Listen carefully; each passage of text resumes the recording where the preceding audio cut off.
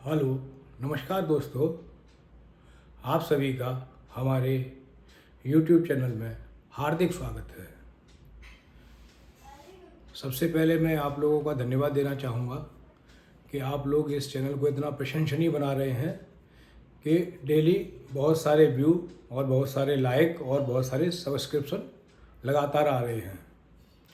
मुझे बड़ी खुशी है कि मुझे आप सभी लोगों का इतना बढ़ चढ़ कर सहयोग मिल रहा है। मुझे उम्मीद है कि हम सभी लोग भारत को विश्व गुरु बनाने में जल्दी ही कामयाब होंगे। और बड़ी खुशी की बात है कि हमारे देश ने अपना सर्च इंजन बना लिया है, जो कोमेट के नाम से भी लॉन्च हुआ है। और हम ये कहना चाहेंगे कि देश के सभी युवा डेली कुछ नई चीज़ें सीखें और नई स्किल का किस तरह से और अच्छा स्किल डेवलप किया जा सकता है। तो डेली एक नया स्किल सीखें और डेली 1% अपने आप में ग्रोथ करें। बेसिक स्किल में बहुत सारी चीज़ें आती हैं, जैसे कंप्यूटर स्किल, जैसे कि MS ऑफिस है, उसमें हमारा MS वर्ड है, एक्सेल है, पावर पॉइंट है। और सबसे बड़ी बात करूँगा मैं एक्सेल की। ऑफिस में सबसे ज़्यादा प्रचलित होने वाला एक्सेल ही है। एक्सेल सभी ऑफिस वगैरह में यूज करते हैं और ये बहुत बड़ा एक एनालिटिक टूल भी है, जिससे हम किसी भी अपनी प्रॉब्लम को अच्छे से एनालिसिस कर सकते हैं। और इसके साथ साथ शुरुआती बच्चों को बेसिक नॉलेज अपने, जैसे कि इलेक्ट्रीशियन का कुछ काम है या फिटर का कुछ काम है या वीडियो एडिटिंग का कुछ काम है या फोटोग्राफी का कुछ काम है, तो इन सब चीज़ों में अपना स्किल बढ़ाना चाहिए, जो आजकल के रोज़मर्रा की बहुत ज़रूरतें हैं। और हमारा AI इसी पे आजकल आधारित है। AI से लोग कह रहे हैं कि बहुत सारे लोगों की नौकरियां चली जाएंगी। मैं तो कहता हूँ कि AI बहुत अच्छा टूल है, जो कि हम सभी लोगों की ज़िंदगी और बड़ा अच्छा आसान करेगा। नई नई टेक्नोलॉजी हम अच्छे से यूज कर पा रहे हैं, लेकिन मेरा सबसे अनुरोध है कि कोई भी AI का गलत इस्तेमाल ना करे। और आजकल हैकिंग का काम भी अच्छा चल रहा है, लेकिन मैं एथिकल हैकर्स की बात कर रहा हूँ। गलत तरीके से कोई भी कंप्यूटर्स वगैरह की हैकिंग ना करे, सिस्टम की हैकिंग ना करे, जिससे आपका कैरियर तबाह हो सकता है, जिससे आगे आप जीवन में कुछ नहीं कर सकते। इसलिए हमेशा आपको एथिकल काम ही करने हैं। और मैं बार बार बोलता हूँ कि हमें अपने परिवार के लिए, अपनी सोसाइटी के लिए और अपने प्रदेश और देश के लिए हमेशा न्योछावर रहना चाहिए, ईमानदारी से काम करना चाहिए। जो लोग देश के लिए काम करते हैं वो कभी गलत नहीं कर सकते, वो अपनी कंपनी पर सर्कल में भी कभी गलत नहीं कर सकते, क्योंकि उनके अंदर एक ये देशभक्ति का जज्बा होता है और वो लोग काफ़ी मेहनती और ईमानदार लोग होते हैं, जिससे कभी कोई आगे दिक्कतें ना आए और एथिकली कभी कंपनी को कोई नुकसान ना हो। तो ये एक बहुत अच्छी चीज़ है। दूसरा मैं कहूँगा कि बच्चों को डेली 1% अपनी ग्रोथ करनी चाहिए, क्योंकि मैं बार बार कहता हूँ कि देश का भविष्य युवा पीढ़ी पे ही डिपेंड करेगा। हम बार बार सपने देख रहे हैं कि हमारा देश विश्व गुरु बनेगा या अर्थव्यवस्था में एक पायदान ऊपर, फिर एक पायदान ऊपर, फिर नंबर 1 पे आएगा। अभी हम विश्व की चौथी अर्थव्यवस्था बन चुके हैं। ये बहुत खुशी की बात है, लेकिन हमें चुपचाप नहीं बैठना है। हमें अपना प्रयास लगातार करना है, और ये तभी संभव होगा जब सारे लोग, सभी युवा एक दिशा में काम करेंगे और पूरा मेहनत से जिम्मेवारी से काम करेंगे, हमेशा कभी किसी का काम का रिजल्ट अच्छी मेहनत, सफल मेहनत, टीम वर्क में मेहनत और प्लानिंग के साथ करने से ही रिजल्ट्स अच्छे आते हैं। तो मैं बार बार यही कहूँगा कि हमारा देश का भविष्य केवल और केवल युवाओं पे ही डिपेंड है और युवाओं को अपने स्किल्स डेली सुधारने चाहिए, उसमें इम्प्रूवमेंट करना चाहिए, नई नई स्किल सीखना चाहिए, अच्छे इंग्लिश स्पीकिंग के कोर्स करने चाहिए और नई नई भाषाएं सीखनी चाहिए, जिससे वो अच्छे ट्रांसलेटर का भी काम कर सकते हैं और गेम्स में भी आगे आना चाहिए, जिससे बहुत सारे रेसलर वगैरह या क्रिकेटर खिलाड़ी या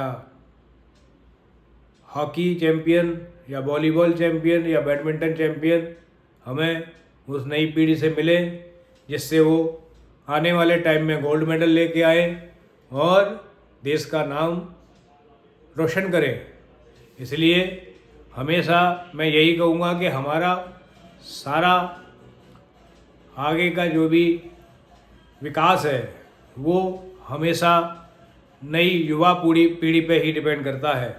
हमेशा युवा पीढ़ी को हमने होशियार और अच्छी स्किल्ड वाला और वो लोग आलसी नहीं होने चाहिए, क्योंकि आजकल WHO की रिपोर्ट आ रही है कि छोटे बच्चे भी मोटापे का शिकार हो रहे हैं, हर दूसरा या तीसरा बच्चा मोटा है। इसलिए आजकल 7 से 10 साल के बच्चों में भी हार्ट अटैक की प्रॉब्लम देखी जा रही हैं और बहुत सारी गंभीर समस्याओं का सामना करना पड़ रहा है। मैं यही कहूँगा कि सारे लोग अपने मोबाइल में कोई भी स्टेप्स मॉनिटरिंग का एप्लीकेशन डाउनलोड करें, जिसमें डेली के कम से कम 10,000 स्टेप अपने पूरे करें और कम से कम 30 हार्ट पॉइंट पूरे करें, जिससे आप लोगों का स्वास्थ्य अच्छा रहेगा और आप जीवन में अच्छी तरक्की करेंगे। शरीर को जितना आराम दिया जाए उतना ही वो खराब होता है और जल्दी बुढ़ापे के लक्षण आते हैं और जल्दी बीमारियां पकड़ती हैं, क्योंकि सारी बीमारियां हमेशा पेट से शुरू होती हैं और पेट का मतलब है आपका डाइजेशन अच्छा हो रहा है कि नहीं हो रहा। अगर आप ठीक से चबा के नहीं खाएंगे तो खाना आपके पेट में सड़ेगा। मैं बार बार कहता हूँ कि आपने स्किल मोटिवेशनल स्पीकर तो बहुत सुने होंगे, लेकिन हेल्थ या स्वास्थ्य का मोटिवेशनल स्पीकर आपने नहीं सुना होगा। मैं हमेशा सबको एक साथ लेके चलता हूँ, क्योंकि हमने सारे एंगल को कवर करना है, तभी भारत हमारा विश्वगुरु बनेगा।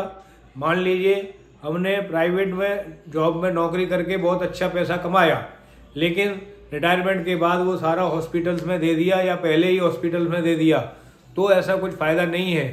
हमें अपने शरीर को भी स्वस्थ बनाना है और पूरे देश को स्वस्थ बनाना है।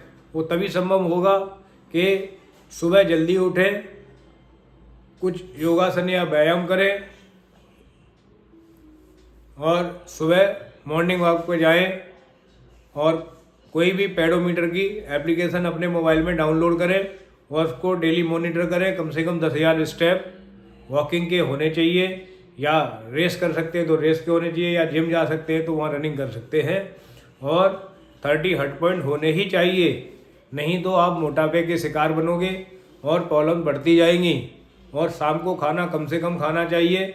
शाम को खाना अगर ज़्यादा खाएंगे तो वो पचता नहीं है, क्योंकि हीलिंग के लिए टाइम नहीं मिलता है। हीलिंग वो समय है जो शाम को खाली पेट के बाद उसको सारी टिश्यूज़ को रिपेयर करने के लिए शरीर को टाइम मिलता है, क्योंकि शरीर अपने आप में एक बहुत बड़ा वैद्य है। आपने देखा होगा अगर किसी की बोन फ्रैक्चर हो जाती है तो उसको केवल सपोर्ट के लिए और कोई भी प्लास्टर करते हैं या कोई भी सपोर्ट लगाते हैं और वो अपने आप ही जुड़ जाती है। 40 साल की उम्र में ये प्रक्रिया बड़ी तेज़ी से होती है। तो युवावस्था में या बचपन में बोन जुड़ने का अच्छा प्रक्रिया होती है, बोन डेंसिटी अच्छी होती है, कैल्शियम लेवल अच्छा होता है लेकिन जैसे 40 साल से ऊपर एज बढ़ती जाती है तो कैल्शियम की कमी होने के कारण हड्डियों को भी जुड़ने में काफ़ी समय लगता है या हड्डियां काफ़ी कमज़ोर हो जाती हैं। तो मैं बार बार यही बोलूँगा कि साल में अपने एक बार संपूर्ण हेल्थ चेकअप जरूर चलाएं, कंप्लीट हेल्थ चेकअप जरूर करवाएं और उसमें सारे पैरामीटर किसी भी अच्छे डॉक्टर के साथ चेक करें। उसके बाद में अगर कोई भी विटामिन्स वगैरह की कुछ कमी है तो उसके सप्लीमेंट्स वगैरह लें, नहीं तो किसी भी आप अच्छे डॉक्टर के पास जाएंगे वो यही सलाह देंगे कि अपनी जीवन शैली को चेंज करो।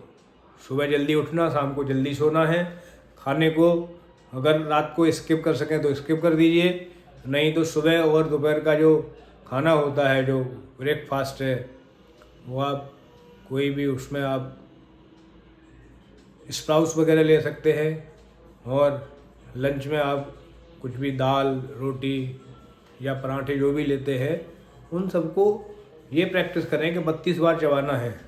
अगर 32 टाइम्स चबाएंगे तो वो खाना जो है एक अच्छी लार में पानी जैसे लिक्विड में कन्वर्ट हो जाता है और अंदर जाके आंतें अच्छे से पोषण उसमें से अवशोषित करती हैं और पाचन क्रिया अच्छे से होती है। और हमेशा कोशिश करें कि शाम का भोजन 6 बजे से पहले ही खा लें, जिससे कहा जाता है कि हमारे हिंदू धर्म में जो हमारा प्राचीन संस्कृति है उसमें जो उपचार किए जाते थे वो सारे देसी नुस्खे होते थे और वो प्रमाणिक हैं, सारे साइंटिफिक हैं। उसमें उपचार जो किया जाता था वो सारा औषधियों से, जो जड़ी बूटी है उनसे किया जाता था। आज भी उसका प्रचलन अब धीरे धीरे करके आयुर्वेद का बढ़ता जा रहा है। जैसे कि पतंजलि आयुर्वेद धीरे धीरे करके बहुत ऊपर आ रहे हैं और केमिकल वाली जो दवाइयाँ हैं एलोपैथिक को लोग धीरे धीरे करके छोड़ते जा रहे हैं। तो ये तरीका अच्छा है, हमेशा नेचुरल दवाओं का यूज करें और विशेषकर ये ध्यान रखना है कि कोई भी चीज़ खाएं वो 32 टाइम्स चबा के खानी है। मैं तो ये कहूँगा कि किसी भी खाने को पिए का मतलब जब वो लिक्विड बन जाए चबाते चबाते तब वो जो आपको निकलना है, क्योंकि पेट में दांत नहीं होते, दांत केवल मुंह में होते हैं। तो उनका अच्छे से इस्तेमाल करें 32 टाइम्स। किसी भी बाइट भी छोटा होना चाहिए और हमेशा ये ध्यान रखना है कि खाना जो है अच्छे से जब आपने जो है ना खाया है तो एक बहुत अच्छा जो है चबाते चबाते उसका जो है ना पेस्ट जैसा बन जाए तब अंदर निकलना है, जिससे वो अंदर सड़ेगा नहीं, पचेगा और जिससे आते हैं वो अच्छा पोषक तत्व है वो अवशोषित करेंगी। नहीं तो अंदर पेट में जाने के बाद खाना सड़ता है जिससे फैट बढ़ने के चांस होते हैं, लेकिन उसमें कोई भी अच्छे से विटामिन्स वगैरह आंतें अवशोषित नहीं कर पाती, जिससे बहुत सारे रोग होने की संभावना हो जाती हैं, जैसे कि मोटापा, हाई ब्लड प्रेशर, आँखों का रोग या घुटनों का दर्द या पानी कम पीने से किडनी में बहुत सारे स्टोन भी हो जाते हैं। तो कम से कम ये ध्यान रखें कि पूरे दिन में कम से कम 5 लीटर तो पानी पिए ही पिए हैं। 24 घंटे में 5 लीटर पानी पिए और सुबह उठकर कम से कम 2 गिलास गुनगुना पानी या मौसम के हिसाब से जैसा आपको अच्छा लगे नॉर्मल पानी भी पी सकते हैं।